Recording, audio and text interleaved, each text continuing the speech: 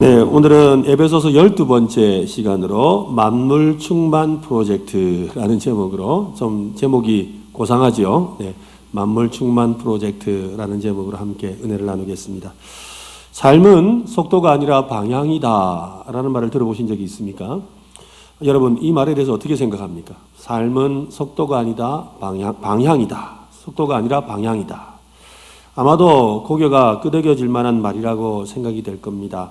충분히 이해가 되고 맞는 말이라고 생각하지만 정작 우리의 삶을 돌아보면 속도 경쟁이지요.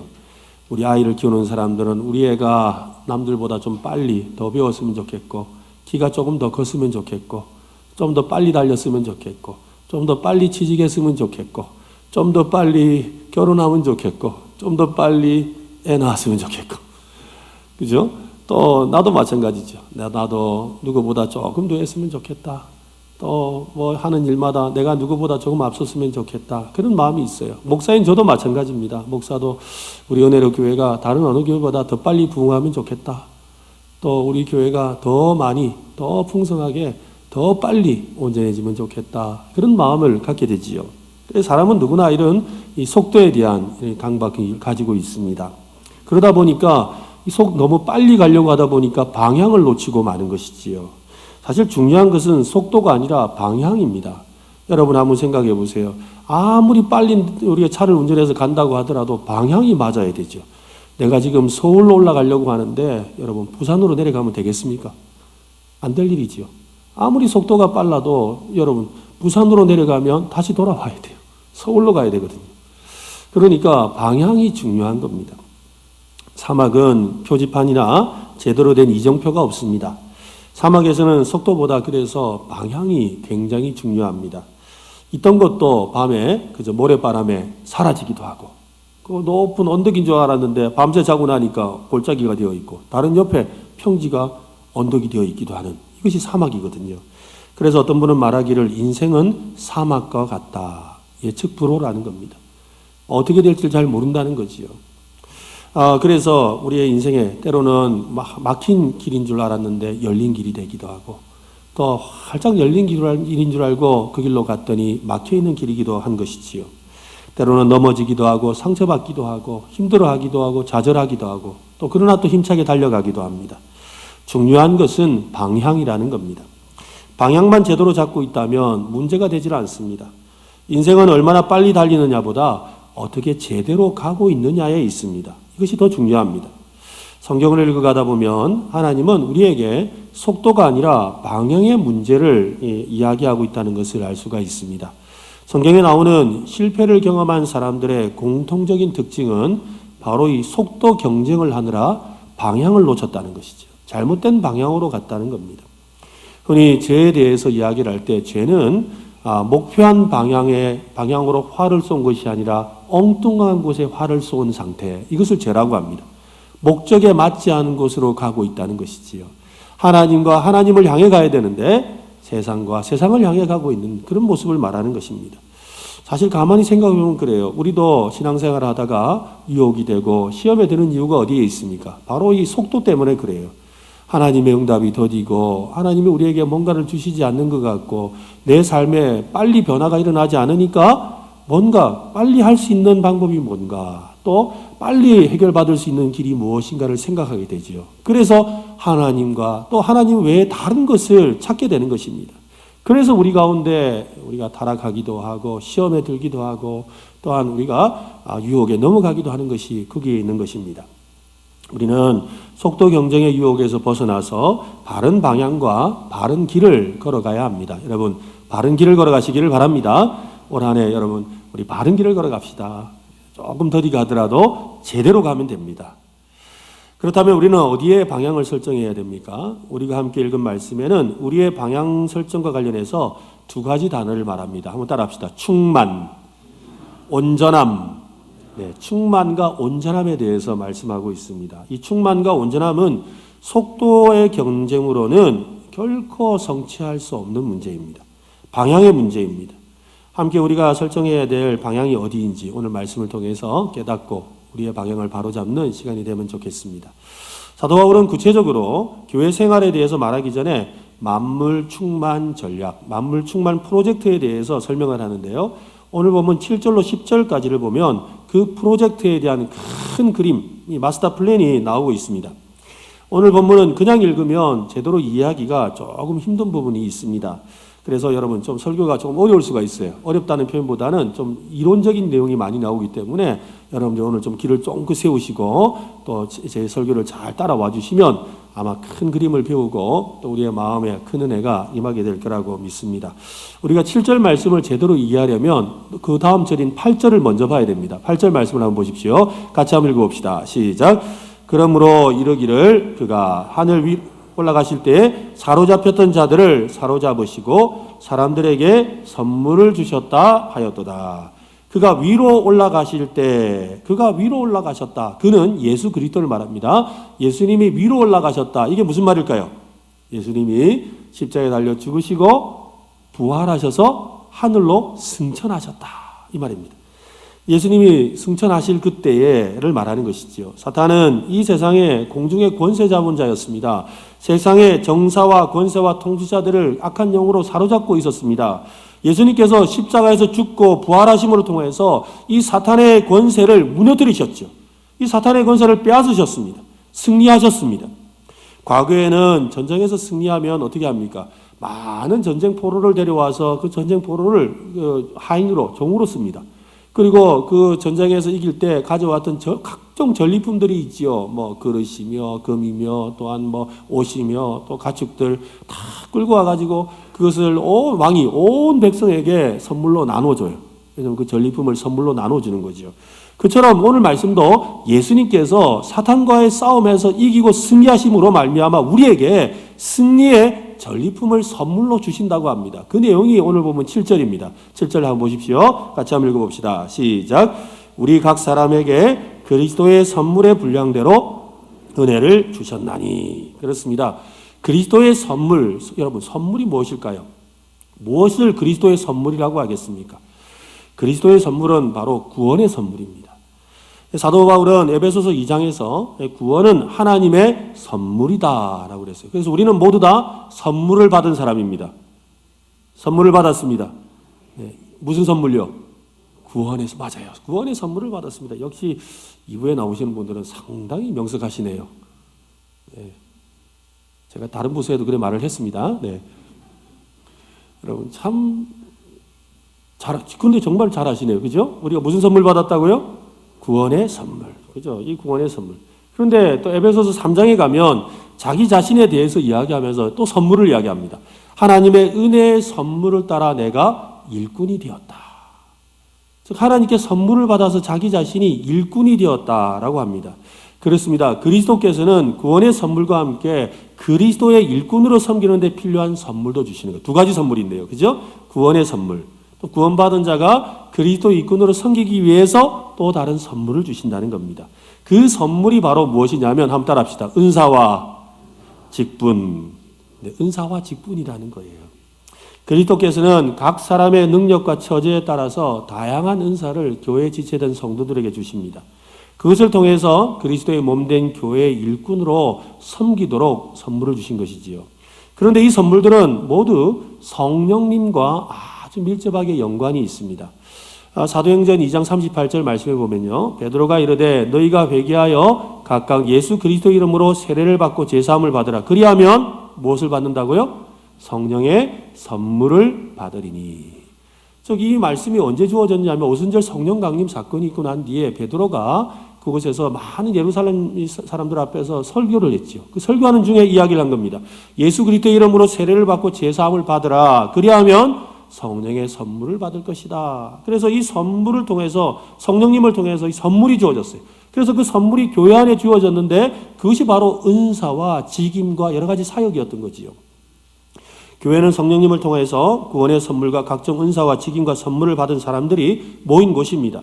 그렇다면 왜 예수님은 승천하시면서 교회와 성도들에게 이 선물을 나누어 주셨을까요? 또 예수님은 심지어는 제자들에게 이 선물을 받을 때까지 기다리라 하셨거든요. 그리고 그 선물을 주셨다는 거예요. 그 답이 왜 그것을 주셨는지가 오늘 본문 9절과 10절에 나옵니다. 한번 보십시오. 성경 말씀 10절 말씀을 읽으면 되겠습니다. 10절 말씀 같이 한번 읽읍시다. 시작. 내리셨던 그가 곧 하늘 위에 오르신 자니 이는 만물을 충만하게 하려 하심이라. 왜 주셨다고요? 만물을 충만하게 하려 하심이다. 땅 아래 낮은 곳으로 내리셨다라는 이 표현은, 땅 아래 낮은 곳으로 내리셨다는 말은 예수님이 세상에 내려오셔서 십자가에서 죽기까지 하셨다는 말입니다. 올라가셨다는 것은 예수님이 하늘로 승천하셨다는 것입니다. 즉 내리셨던 그가 모든 하늘 위에 오르셨는데 그가 만물을 충만하게 하려고 내려오셨다가 또 하늘로 올라가셨다는 거예요.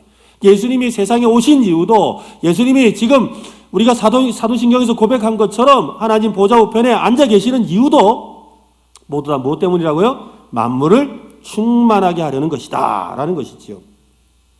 만물을 충만하게 하는 것이 예수님의 목적입니다. 충만이라는 단어는 에베소서에서 아주 중요한 단어입니다. 우리는 이미 1장에서 이 충만에 대해서 배운 적이 있습니다. 1장에 보면 1장 23절에 교회는 그의 몸이니 만물 안에서 만물을 충만하게 하시는 이의 충만함이니라. 교회는 뭐가 충만한 곳이라고 이야기하는 거예요. 만물을 충만하게 하시는 분의 충만함이 있는 곳이 바로 교회라고 이야기합니다. 또 3장에서도 그 이야기를 하는데요. 같이 한번 읽어봅시다. 시작.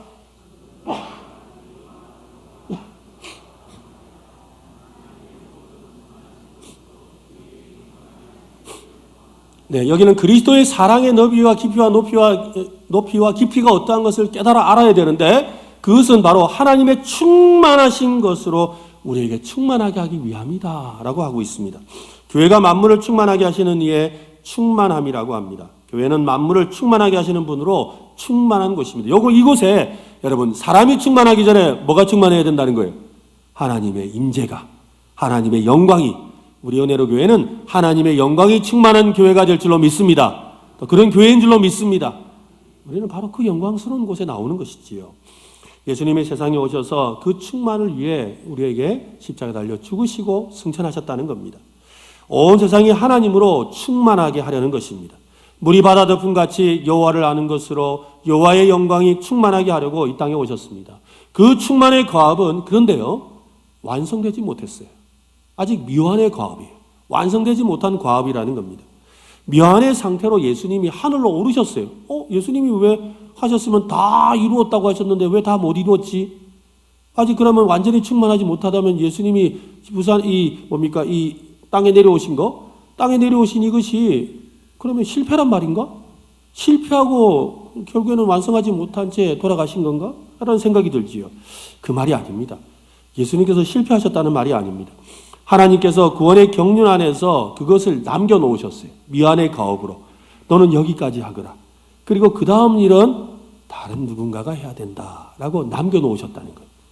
그 남겨놓은 그 일을 누구에게 맡기셨느냐 하면 바로 교회에 맡기셨다는 거예요. 하나님은 하늘에서 큰 하나님의 뜻 가운데서 예수님을 이 땅에 보내시고, 그래서 예수님이 십자가에 달려 죽으시고 사탄의 권세를 무너뜨리고 사탄이 패배하게 하신 다음에, 그러고 나서 이제 완전한 충만을 나타내시는 것이 아니라 좀 모자란 상태로 두고서 이것을, 나머지 일을 누구에게? 교회에게 맡기셨다는 거예요. 우리 은혜로 교회에게 맡기셨다. 그래서 그리스도의 완전한 충만을 세상에 나타내라고 하셨다는 것입니다. 예수님께서 제자들에게 마지막으로 하셨던 부탁의 말씀 여러분 아시죠? 지상대 위임령이라는 말씀, 마태복음 28장에 있는 말씀 18절부터 보면 이렇습니다. 예수께서 나와 말씀하여 이르시되 하늘과 땅의 모든 권세를 내게 주셨으니 그러므로 너희는 가서 모든 민족을 제자로 삼아 아버지와 아들과 성령의 이름으로 세례를 베풀고 내가 너희에게 분부한 모든 것을 가르쳐 지키게 하라. 볼지어다 내가 세상 끝날까지 너희와 항상 함께 있으리라 하시니라. 예수님의 이 명령이 바로 만물을 충만하게 하려는 하나님 나라의 프로젝트라는 겁니다. 이것을 그의 남은 제자들에게 맡기셨다는 거예요. 얘들아, 내가 모든 것 승리함으로 내가 하늘과 땅의 모든 권세를 내가 받았다. 이제 이 권세를 너에게 맡긴다. 그리고 너희들이 나가서 모든 민족으로 제자를 삼아라. 땅끝까지 이르러 증인이 되어라. 그래서 이 교회의 충만함을, 하나님 나라의 충만을 온 땅 가운데 나타나는 일을 너희들이 마무리 짓기를 바란다 라고 예수님이 말씀하신 거지요. 그래서 예수님은 이 일을 완수하기 위해서 성령을 기다리라고 하셨지요. 그래서 사도행전 1장 8절 말씀 유명하지요. 같이 읽읍시다. 시작. 오직 성령이 너희가 권능을 받고 예루살렘과 온 유대와 사마리아와 땅끝까지 이르러 내 증인이 되리라 하시니라. 우리가 이 권능을 받기 위해서는 성령을 받아야 되고 증인이 되기 위해서도 성령이 임하셔야 된다고 하고 있습니다. 바울은 하나님께서 세우시고 예수님을 통해 시작한 만물 충만 프로젝트에 대한 이 비밀을 깨달았던 겁니다. 자신이 깨달은 이 만물 충만 프로젝트를 지금 이 에베소 교회 성도들에게 알려주고 있습니다. 그 내용이 바로 오늘 우리 본문이라는 거예요. 바울은 사도행전에서 처음 예루살렘 교회가 세워질 때 성령님의 선물이 어떤 역할을 했는지 그는 이 성령님께서 가르쳐 주심으로 하늘의 비밀한 것을 깨달아 알게 되었습니다. 자신이 직접 경험한 것은 아니에요. 왜냐하면 그는 처음에 복음을 믿지 않는 사람이었습니다. 복음을 믿지 않을 때 예루살렘에 성령의 임하심으로 강력한 은혜가 임하고 교회가 세워지는 것을 비판적인 눈으로 봤지요. 그래서 비난하기 위해서 비판하려고 보고 있었습니다. 그러나 다메섹에서 예수 그리스도를 만나고 난 뒤에 그는 다시 이번에는 뭐예요? 나도 그런 은혜에 참여하고 싶은 마음으로 예루살렘에 임하셨던 성령 하나님의 은혜, 또 교회가 어떻게 태어나게 되었는지를 그는 자세히 살펴보았습니다. 그러면서 그는 깨달았지요. 그리스도께서 제자들에게 맡기신 미완의 가업을 완수하는데 무엇이 필요한지를 말입니다. 그것은 바로 교회였다는 것입니다. 그것이 바로 교회였다는 겁니다. 맞습니다. 교회는 만물을 충만하게 하기 위한 그리스도의 전략적 도구입니다. 그래서 여러분, 베드로가 예루살렘에서 설교를 했을 때 3,000명이 예수를 믿었습니다. 그러므로 인해서 뭐가 생겨났어요? 교회가 생겨났죠. 교회가 생겨난 거예요. 그러니까 수많은 사람들이 예수 믿고 난 뒤에 처음으로 생긴 것은 교회였습니다. 바울은 교회가 바로 주님이 맡기신 사명을 감당하는 데 있어서 아주 중요한 바로 만물 충만 프로젝트를 수행하는 아주 중요한 수단이고 도구라는 것을 여러분이 알아야 합니다. 라고 우리에게 말해주고 있습니다. 그래서 성도들에게 이제 우리가 교회니까 그러면 우리 교회로서 우리에게 맡기신 만물을 충만하게 하려는 그 프로젝트를 완수하기 위해서 어떻게 해야 될지 여러분 우리가 준비해야 되지 않겠습니까? 뭘 준비하면 좋겠습니까? 라고 하면서 그 준비할 것들을 우리에게 소개합니다. 12절과 13절 말씀을 한번 보십시오. 같이 한번 읽겠습니다. 시작. 이는 성도를 온전하게 하여 봉사의 일을 하게 하며 그리스도의 몸을 세우려 하심이라. 우리가 다 하나님의 아들을 믿는 것과 아는 일에 하나가 되어 온전한 사람을 이루어 그리스도의 장성한 분량이 충만한 데까지 이르리니. 여러분 방금 읽은 두 구절에서 반복되는 단어가 있죠. 어떤 단어가 반복됩니까? 온전히 온전. 그런데 이 헬라어 원문을 보면은 이 온전이라는 단어가 같은 단어가 아닙니다. 우리 한글 성경은 온전이라고 되어 있지만 이 헬라어 원문에서는 서로 다른 단어를 쓰고 있습니다. 특별히 성도를 온전하게 하여라고 할 때 이 온전은 봉사일을 할 수 있도록 준비시켜서라고요. 그러니까 여기서 온전은 준비시킨다. 잘 준비시킨다. 딱 일하기 좋도록 잘 준비시킨다는 그런 뜻을 가지고 있습니다. 또 13절에서 온전한 사람은 흠이 없고 완전하고 성숙한 상태. 즉 일을 하기에 딱 준비되어 있는 완전한 그런 성숙한 상태. 온전한 그 상태를 말하는 것입니다. 어찌되었건 이 두 가지는 다 일을 하기 위한 준비와 관련되어 있다는 걸 알 수가 있지요. 그리스도의 몸을 세우기 위해 그리스도의 몸의 지체가 된 성도들은 각자의 자리에서 온전하도록 준비되어야 한다는 것입니다. 여러분, 우리는 올 한 해 온전해져야 합니다. 우리는 날마다 온전해져야 합니다. 우리 교회가 온전한 교회가 되어야 돼요. 주님이 쓰시는 온전한 교회가 되어야 돼요. 주님은요, 아무나 쓰시는 게 아닙니다. 준비된 사람, 그죠? 온전한 사람을 쓰신다는 거예요. 주님은 아무 교회나 쓰시는 거 아니에요. 준비된 교회, 온전한 교회를 쓰십니다. 여러분, 우리 교회가 온전한 교회가 될 수 있기를 바랍니다. 그 교회에 속한 우리 모두가 온전한 성도가 되시기를 바랍니다. 이것이 너무 중요한 거지요. 그래서 13절에 그리스도의 장성한 분량이 충만한 상태, 바로 이것을 온전한 모습을 말하는 것입니다. 다른 말로 하면 그리스도를 닮은 돌이 되는 거지요. 우리 지난번에 우리 예수님이 모퉁이 돌이시고 우리는 예수님을 닮은 돌이 되어야 된다라는 거 기억하시죠? 그죠? 아마 기억나실 텐데. 기억나시죠? 네, 아마 다 우리 2부에 오시는 분들은 말씀을 잘 들으시기 때문에 다 아마 기억하실 겁니다. 그렇습니다. 그리스도의 닮은 돌이 되어야 되죠. 그때 제가 뭐라 그랬습니까? 옆 사람보다 좀 나은 돌 되는 거? 이거 아니라 그랬어요. 옆 사람과 닮은 돌이 되는 것도 아니라 그랬어요. 우리의 기준은 예수님 닮은 돌에 있다 그랬죠. 예수님을 닮아야 돼요. 그래서 오늘 말씀도 그리스도에게까지 자라가라.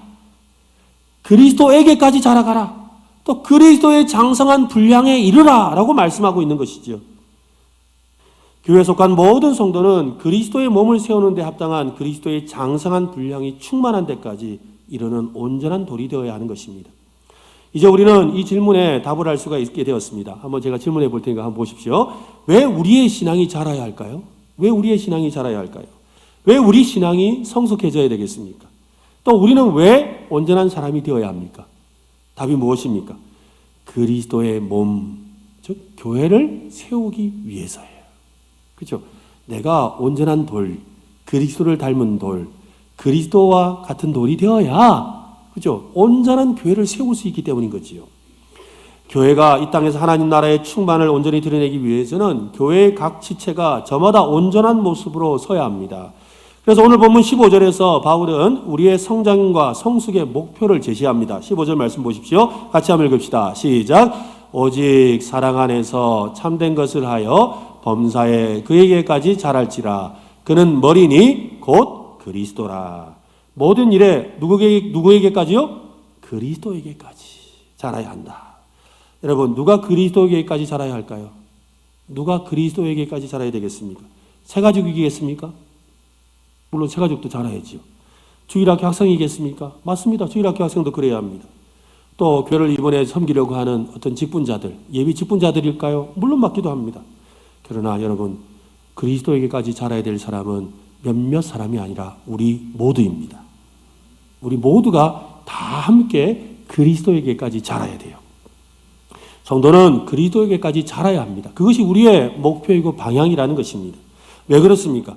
여러분 혹시 좀 어려운 단어인데요. 채소치의 원리란 말 들어보셨습니까? 채소치의 원리. 이 채소치의 원리가 뭐냐면 한번 그림을 한번 보여주세요. 물이 담겨 있는 두 통이 있습니다. 이건 실제로 이제 농사와 관계되어 있어요. 농사를 하려면 이 식물이 자라기 위해서 여러 가지 양분들이 필요하잖아요. 뭐 질소, 인, 그 다음에 철, 뭐 이런 여러 가지가 필요한데 이것을 담는 거예요. 근데 여러분 그걸 뭐 그런 내용은 잘 몰라도 여러분 한번 보십시오. 두 가지 오른쪽과 왼쪽 중에 여러분 어느 쪽에 물이 많습니까? 어디가 많아요? 오른쪽이 많죠.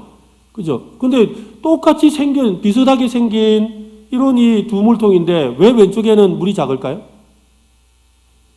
왜 물이 작죠?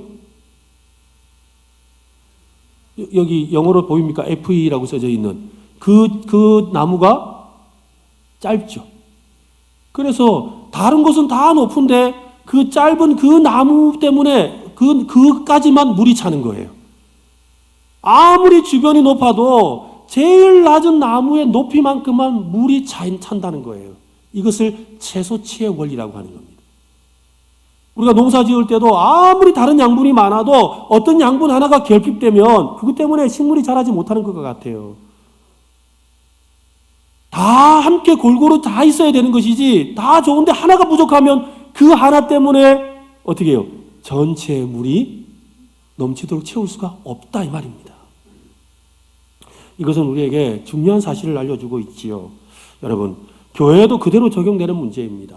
어떤 성도가, 어떤 구역이, 어떤 부서가, 어떤 모임이 성장하지 않고 머물러 있다면 교회는 그 수준을 뛰어넘지 못하는 거예요.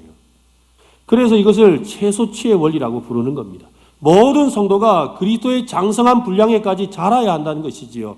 아이고 나는 자랐으니까 됐다. 나는 실컷 자라도 옆에가 안 자라면 우리 교회는 물을 못 담아요. 그 사람만큼만 담을 수밖에 없는 거예요. 그래서 우리 모든 성도들이 다 같이 믿음이 성장해야 되는 것입니다. 올 한 해 여러분 믿음이 우리 모두 함께 성장할 수 있기를 바랍니다. 모두가 다 성장해야 돼요. 우리는 우리의 목표를 그죠? 옆 사람 보는 게 아니에요. 그리스도를 바라보고서 함께 그래서 속도가 아니라 방향이라고 그랬어요.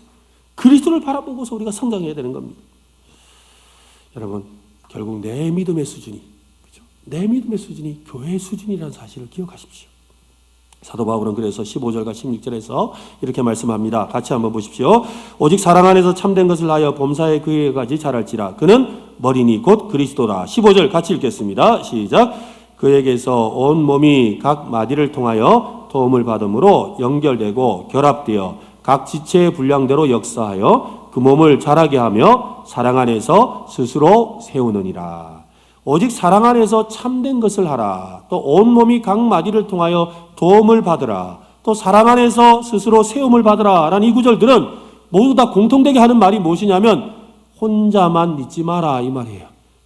혼자 아이고 나 혼자 믿음 좋으면 된다 이 생각하지 말라는 거예요. 아이고 뭐 나 혼자만 잘 믿으면 되지. 나 혼자만 알아서 잘 믿음 생활하면 되지. 이게 안 된다는 거예요. 그리스도의 몸이 제대로 세워지려면 사랑 안에서 참되게 행하고 각 지체들의 도움을 받아야 되고 우리 서로가 서로를 세워주는 그런 일이 있어야 한다라고 말씀하고 있습니다. 그렇습니다. 교회의 성숙과 성장은 여러분 목회자, 저와 같은 목회자 한 사람의 문제가 아닙니다. 여러분 제가 아무리 능력 있고 대단한 목사를 할지라도 여러분 우리 교회가 부흥하고 우리 교회가 온전히 채워지고 충만해지는 건 목사 한 사람으로 되지는 않는다 이 말이에요. 우리 모두가 다 같이 하나가 되어야 되는 것입니다. 영적으로 성숙한 몇몇 사람들, 우리 장로님들 너무 좋으신데 우리 올라온태 장로님들 또 심화하시는 장로님들 제가 와서 보니까 참 존경할 만한 분들이고 정말 세계적인 장로님들이신데 이런 장로님들만 있다고 교회가 부흥하는 거 아니에요. 우리가 다 같이 함께 성장해야 되는 거예요. 몇몇 사람의 이야기가 아니는 것이죠. 모두가 성숙하고 성장해야 됩니다. 한번 생각해 보세요. 만약 머리가 뛰기를 원하는데 몸의 절반이 마비가 되어 있다면 어떻게 되겠습니까? 머리의 뜻은 온전히 표현되지가 못하죠. 그냥 쩔뚝쩔뚝하면서 뛰기는커녕 겨우겨우 기어갈 수밖에 없는 겁니다. 모든 몸의 지체들이 머리이신 주님의 뜻에 따라 일사불란하게 행동할 때 교회는 그리스도의 충만함을 드러낼 수가 있습니다. 그때 그리스도는 안팎으로 온전히 드러나게 되고 그리스도가 충만히 임재하시고 통치하시는 그런 세상 사람들이 알게 되는 그런 하나님의 거룩한 충만함이 넘치는 교회가 되는 것입니다. 여러분 이것은 단순한 비유가 아니라 실제입니다. 가끔씩 착각해요. 아유 뭐 목사님 좋은 분이 오시니까 되더라. 아닙니다 여러분. 뭐 유명한 뭐 실력이 있는 유력한 은혜 넘치는 몇 사람이 있더라. 아닙니다. 가장 낮은 신앙이라고 이야기할 만한 그 사람의 신앙이 높기 때문에. 그죠? 우리 모두가 다 평균적으로 다 높아져 있기 때문에. 그래서 교회를 하나님이 기뻐하시고 그 교회를 통해 일하시는 겁니다. 우리 은혜로 교회가 수준이 좀 높은 교회인데 우리 수준을 조금 더 높이면 좋겠습니다. 그죠? 옆에 교회 보지 말고 옆 사람 보지 말고 주님 바라보고 주님에게까지 이르는 우리 모두 될 수 있기를 바랍니다.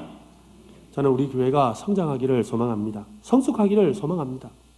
주일학교에서부터 장년들까지 성도들의 믿음이 성장하기를 저는 소망합니다. 사랑이 더욱 깊어지기를 소망합니다. 은혜가 흘러넘치기를 소망합니다. 머리 되시는 그리스도께서 몸의 각 지대를 향해 명령을 내릴 때 모두가 일사불란하게 각자의 역할을 충분히 해낼 수 있을 만큼 모두 다 성장하면 좋겠습니다. 그때 교회는 진정으로 그리스도의 충만함을 세상에 나타낼 수가 있습니다. 그렇습니다. 그리스도의 충만함이 교회에 있습니다. 우리 주님은 교회를 통하지 않고서는 이 땅에서 아무 일도 하지 않으십니다. 반드시 주님은 교회를 통해 일하세요. 그래서 우리가 오제에 가서 선교를 해도 그 선교하고 나면 반드시 뭐가 세워집니까? 교회가 세워지는 거예요. 네. 교회를 통해 하나님의 일을 이루시는 거지요. 주님은 자기의 몸된 교회를 통해 말씀하시고 움직이고 일하십니다.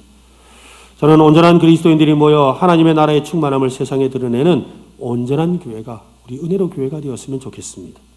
우리 은혜로 교회가 바로 그런 하나님의 나라의 충만한 프로젝트에 요긴하게 쓰임받는 도구가 될 수 있기를 예수님의 이름으로 축원합니다.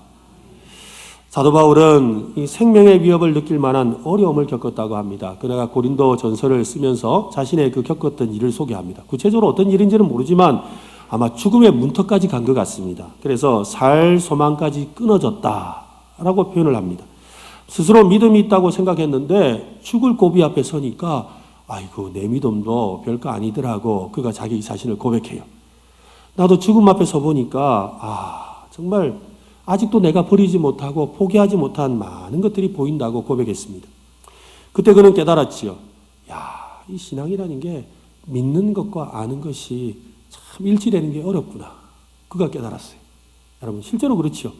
우리도 참 많이 알고 있어요. 많이 알고 있어요. 어떻게 하면 복을 받는지, 어떻게 기도하면 하나님이 은혜 주시는지, 또 어떤 일에 순종하면 하나님이 사랑하시는지, 또 어떻게 내가 살면 하나님의 영광을 위해 살 수 있는지 우리 얼마나 많이 알고 있습니까? 그런데 아는 대로 믿지는 않죠. 아는 대로 믿고 순종하는 것은 다른 문제라는 것을, 우리 현실인 것을 우리가 알고 있지 않습니까? 사도 바울도 그걸 안다는 거예요. 그래서 성도들에게 권면하고 있습니다. 오늘 보면 13절 말씀을 한번 보십시오. 같이 한번 읽어봅시다. 시작. 우리가 다 하나님의 아들을 믿는 것과 아는 일에 하나가 되어 온전한 사람을 이루어 그리스도의 장성한 분량이 충만한 데까지 이르리니. 우리 중에 하나님을 믿지 않는 사람이 있습니까? 없지요. 하나님의 전능하심을 의심하는 사람도 없습니다. 하나님께 모든 것을 맡기면 하나님이 능히 해결해 주신다는 거 모르는 사람 여기 없습니다. 그런데 그 전능하신 하나님을 믿는 것과 삶 속에서 실제로 신뢰하고 순종하는 것은 별개일 때가 너무 많은 거죠. 아는 것과 믿는 것이 별개라는 거예요. 믿음과 지식이 하나가 되는 것은 너무나도 힘든 것이 현실입니다. 왜 우리의 삶이 번번이 실패하고 낙심할까요? 바로 이 문제입니다. 믿는 것과 아는 것이 하나가 되지 않기 때문입니다. 믿음은 아는 것을 넘어서 몸으로 직접 경험하고 체험하는 것입니다. 믿음과 지식이 하나로 통합되어야 한다는 말입니다. 마음의 간절한 기대만으로는 꿈과 비전을 이룰 수가 없습니다. 사도 바울은 온전한 사람에 이르도록 성장하도록 돕기 위해서 주신 선물을 소개하는데요. 11절과 12절 말씀을 한번 보십시오. 11절과 12절에 보면 그가 어떤 사람은 사도로, 어떤 사람은 선지자로, 어떤 사람은 복음 전하는 자로, 어떤 사람은 목사와 교사로 삼으셨으니 이는 성도를 어떻게 하며? 온전하게 하며, 그죠? 봉사의 일을 하게 하며 그리스도의 몸을 세우려 합니다. 그리스도의 몸을 세우기 위해서 그리스도의 몸을 세우려면 각 우리 돌들, 그죠? 저희와 여러분이 다 돌이라 그랬잖아요. 그리스도를 닮은 돌. 이 돌들이 온전해져야 돼요. 그래서 온전해지도록 하기 위해서 예수님께서 교회에 특별한 선물을 주셨다는 거예요. 특별한 도구를 주셨다는 거예요. 특별한 장치를 주셨다는 겁니다. 그게 뭐냐면 5가지의 사역이에요. 5가지 직분이라고도 하고 5가지 은사라고도 하고 5가지 사역이라고 하는 것. 뭡니까? 사도와 선지자와 또한 전도자와 목사와 교사. 5가지예요. 5가지. 첫 번째 뭐라고요? 성경에 나옵니다. 네. 첫 번째 뭐라고요? 사도. 그죠? 두 번째가 뭐라고요? 선지자. 세 번째가 전도자. 네 번째 목사. 5번째 교사. 오늘 보면 이렇게 말해요. 이 5가지를 교회에 주셨다는 거예요. 이 5가지를 직분이라고 생각하면 조금 우리가 혼란해 옵니다. 실제로 직분이기도 하지만 그러나 직분이라고 말하면, 왜냐하면 지금 오늘날 교회에는 2가지가 없지요. 뭐가 없습니까? 사도가 없어요. 사도가. 그죠? 그리고 또 뭐가 없어요? 선지자도 없거든요. 우리 교회 직분 중에 있습니까? 없어요. 어디 가도 사도라는 직분 가진 사람이 없고 또 선지자라는 직분을 가진 사람이 없어요. 그러니까 지금 오늘날 교회에 남아있는 건 3가지죠. 뭐예요? 전도자, 목사, 교사. 근데 이 전도자라는 것은 다른 말로 하면 선교사가 되기도 하겠지요. 또 복음을 전하는 은사를 가진 사람들을 말하겠지요. 그다음에 목사는 여러분 아시죠? 교사도 알겠지요. 근데 지금 오늘날의 교회 안에 있는 전도자와 목사와 교사, 이 직분을 말하는 건 아니에요. 그러면 이 의미들을 우리가 알아야 되죠. 이것은 바로 사역과 관련되어 있습니다. 교회 안에 이런 사역들이 일어나야 된다는 거예요. 그래서 이것을 조금 쉽게 이해하려면 집을 짓는 과정을 한번 생각해 보면 알 수가 있죠. 우리가 집을 짓기 위해서 제일 먼저 뭘 해야 됩니까?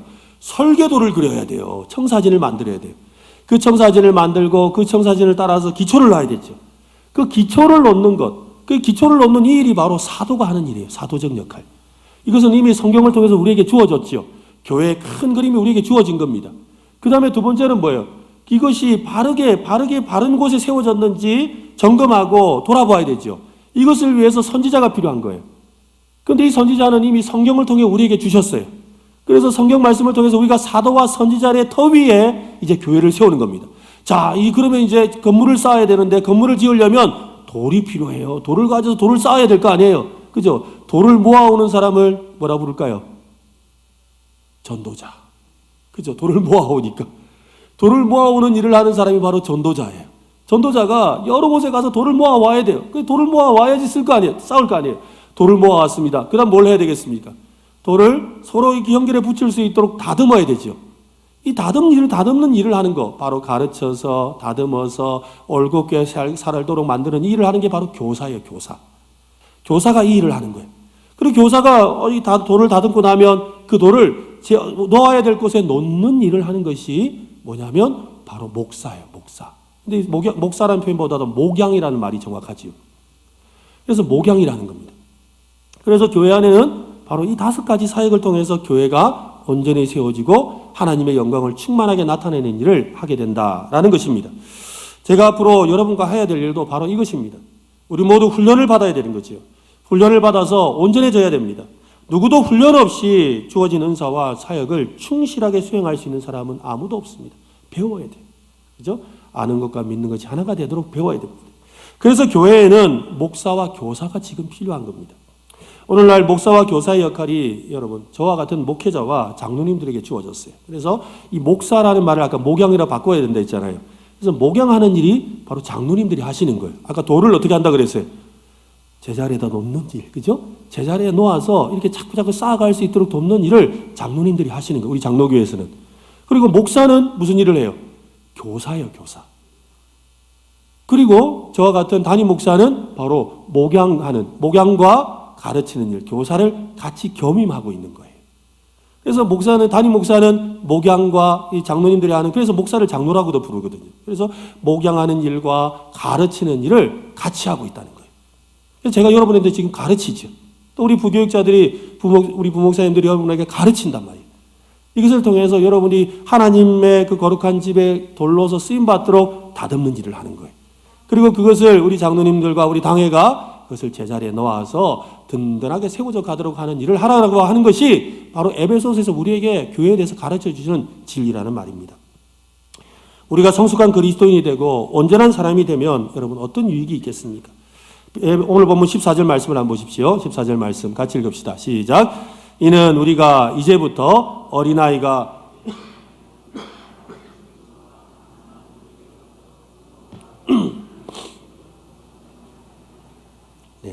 우리가 어린아이가 되지 않는 이유는 바로 어린아이가 되지 않음으로 말미암아 우리가 말씀으로 성숙하고 양육받으니까 어떻게 돼요? 흔들리지 않는다는 거예요. 요동하지 않는다는 겁니다. 여러 가지 속임수와 간사한 유혹에 빠져들지 않게 된다는 거지요. 또한 거짓된 가르침에 흔들리지 않을 수 있게 된다는 겁니다. 여러분, 어린아이는 사람의 속임수와 간사한 유혹에 빠져서 온갖 풍조에 여러분 밀려다니는 그런 사람을 말합니다. 그러나 성숙하고 온전한 성도는 흔들리지 않죠. 여러분, 이게 왜 중요할까요? 왜 흔들리지 않아야 될까요? 여러분, 이 성벽을 쌓았는데, 이 성벽을 쌓는데 성벽에 벽돌을 이렇게 쌓았어요. 적군이 와가지고 공격하려고 그러면 뭘 하겠습니까? 제일 흔들리는 돌을 찾을 거 아니에요. 제일 흔들리는 돌을 찾아요. 그리고 그 흔들리는 돌을 빼버리면 어떻게 돼요? 문이 열리는 거예요. 아무리 대문을 꽁꽁 닫아 놔도 그 흔들리는 돌 하나 빼버리면 그걸로 들어가면 되는 거예요. 그래서 온 성도들이 다 같이 그리스도의 장성한 분량에 이르러야 하는 것입니다. 내가 빠져버리면, 내가 연약한 돌인데 나를 빼버리면 내 주변 돌도 다 무너지는 거예요. 그래서 지금 우리 모두가 어린아이가 아니라 장성한 분량에까지 함께 성장해야 된다고. 그래서 서로가 각자의 자리에서 믿음을 지켜내야 된다고. 아는 것에서 하나가 되고 믿는 것에 하나가 된다고 강조하고 있는 것입니다. 우리는 오늘 하나님 나라 충만 프로젝트에 대해서 살펴보면서 교회가 하나님의 충만함을 담는 그릇이라는 것을 알게 되었습니다. 그 충만을 담기 위해서는 교회의 구성원인 저와 여러분이 온전한 사람이 되는 데까지 성장해야 된다고 했지요. 그러지 않으면 제일 약한 그 수준에만큼만 하나님의 충만이 담기게 됩니다. 우리는 내 신앙만 돌아보지 말고 옆 사람의 신앙도 돌아볼 수 있어야 됩니다. 그래서 성경은 말씀하죠. 서로 돌아보아 사랑과 선행으로 격려하며 모이기를 피하는 어떤 사람들의 습관과 같이 하지 말고 오직 주님이 오실 날 그날이 가까움을 볼수록 더욱 그리하라. 더욱 함께 모여라. 우리가 지난 2년 동안 코로나로 인해서 여러분 우리 각자 우리 신앙 지키기도 참 힘들었어요. 그렇지 않습니까? 또 거리두기 하느라고 옆에 이렇게 쳐다볼 여력도 없었지요. 여러분 이제 우리 옆을 좀 돌아봐야 돼요. 우리가 옆 사람을 돌아보고 또 이 자리에 오지 않은 사람들도 돌아보고 함께 권면해야 되죠. 왜? 그러지 않으면 결국 우리 애가 쌓으려는 그 충만함을 쌓을 수 없기 때문이에요. 좀 이번에 구역장들도 세워졌는데 우리 구역장님들도 부구역장님들, 우리 교구도 우리 믿음의 식구들을 권면하고 돌아보는 일, 우리가 함께 서로 단단하게 뭉쳐지고 함께 서로 세워져 가야지 우리 교회를 통하여 하나님의 영광이 넘쳐나게 될 줄로 믿습니다. 여러분, 우리 올해는 좀 심기일전해서 옆 사람을 돌아보고 우리 같이 성장합시다. 우리 같이 믿음 가집시다. 우리 같이 승리합시다. 이렇게 권면할 수 있기를 바랍니다. 이제 우리가 그렇게 해야 돼요. 더 이상 이렇게 멈춰 있을 수가 없습니다. 사탄은 우리로 하여금 그렇게 만들어버렸죠. 이제는 우리가 정신을 차리고 함께 성장해 나아가야 하는 것입니다. 저는 우리 은혜로 교회가 그래서 정말 든든하게 세워졌으면 좋겠습니다. 특별히 내일부터 또 우리 신년특별 새벽기도 2주차가 시작됩니다. 우리 옆 사람 좀 건면해서 새벽기도 옵시다 하고 건면도 하시고, 그죠? 또 문자도 보내시고 전화도 보내서 우리 같이 참석합시다. 또 참석하기 어려운 분들에게는 내가 새벽에 갔는데 은혜를 이렇게 받았는데 하고 문자도 보내서 함께 은혜도 나눠주시고, 또 전화해서 내가 오늘 은혜 받았는데 야 이거 너무 좋더라, 니도 이거 좀 들어봐라 하고 유튜브도 들어봐라 해주시고, 서로 권면함으로 말미암아 우리 은혜로 교회가 믿음이 날로 성장할 수 있기를 예수님의 이름으로 축원합니다.